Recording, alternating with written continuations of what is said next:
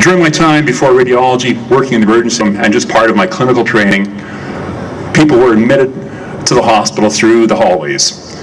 The hallways were lined with stretchers. People waited for days to get a room in the hospital. Some people went straight from the hallway to surgery, and some people went straight from the hallway to home, never seeing a hospital bed.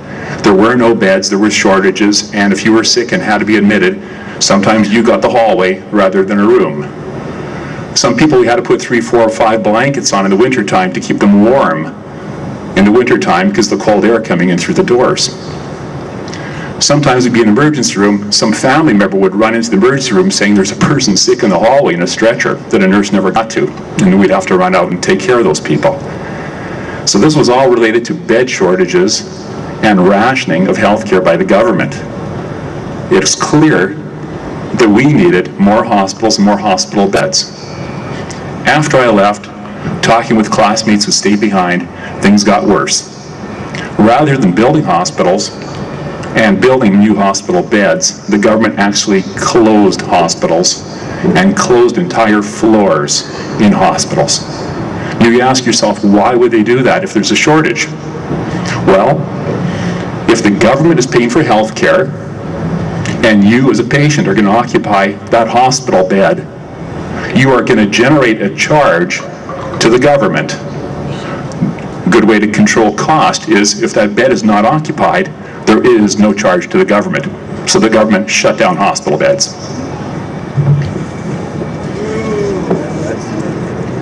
In America, in Omaha, Methodist Hospital or Legion Hospital, if they want to support this community or better their hospital and better their patients, they can go out and buy a piece of equipment right now for the good of this community.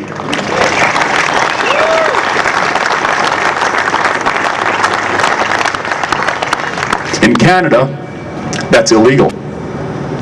That's right, you heard me, it's illegal. You have to ask the government for a piece of equipment. The doctors have to lobby for it.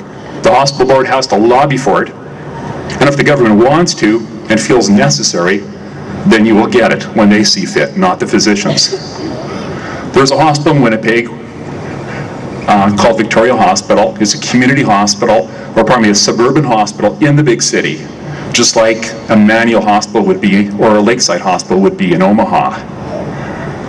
The only CAT scanners in Winnipeg were at the university hospitals downtown. Victoria Hospital did not have a CAT scanner. The doctors felt, and the hospital board felt, that they needed a CAT scanner to better serve their patients. They were refused by the government. The people took it upon themselves to raise money. They raised over $1 million to buy this piece of machinery. On the day that the ribbon cutting ceremony was supposed to take place, the government showed up with a construction crew and built a brick wall in front of the door. That brick wall stayed for almost a year, and that machine was unused. You ask yourself why this just doesn't make sense. After all, the people bought this machine, not the government. Well, the reason for this is, if that machine was in use, treating patients, then those patients and their doctors would be submitting bills to the government, and the government would have to pay for that. So this is a way of cutting costs. Just don't allow it.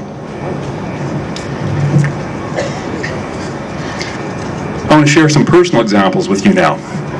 Talking about unplugged grandma? No, we're talking about every one of you who's here today. I've had a friend who's had 2 MRIs for back pain. He waited 6 months for both studies. One examination was 2 a.m. The other scheduled appointment was at 4 a.m. How many people have ever had an elective study that to wait 6 months for, to go in at 4 in the morning for? Never. An example of a friend, 48 years old, again, not grandma, 48 years old, chest pain. The person went to see the doctor, and just like Dr. Batter talked about, a long time to the family doctor, a long time to see the specialist. This person had a heart attack, but did not die, waiting to see his doctor. Could not have an angiogram yet, could not have heart surgery yet. He had continued pain for another 2 years, unstable angina. We had pain at rest. They finally got him to have his angiogram. In Canada, they used catheters and stents that we consider obsolete here. He basically had a cardiac arrest on the table and another large heart attack. He is now a cardiac cripple and cannot work. Another example, a 54-year-old friend with arm and shoulder pain. He was wondering if he had problems with his shoulder or his neck. I said, you got to come to Omaha and have an MRI. He says, well, I'll wait back home and take 6 months. I said, you can't even lift your arm. You have to come down here. So he took it upon himself to come down here. He had an MRI the day he showed up. He goes back home to see his doctor. I dictated my report that he has got the biggest disc herniation that I have seen in my life. It is squashing the spinal cord. I said that this is a surgical emergency and needs to be operated on immediately.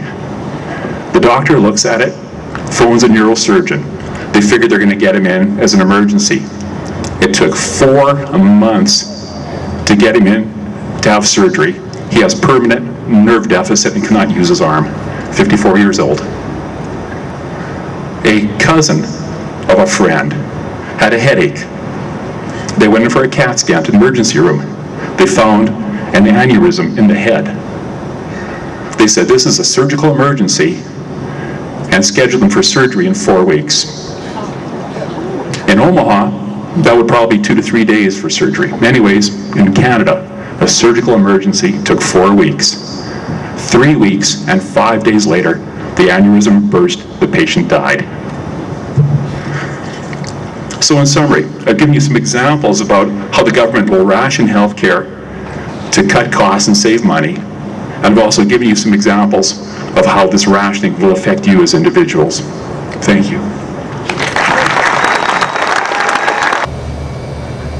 That's our show for today. Please think about what you've seen and heard. Until next time, America, I'm W.A. Mitchell. Carry on.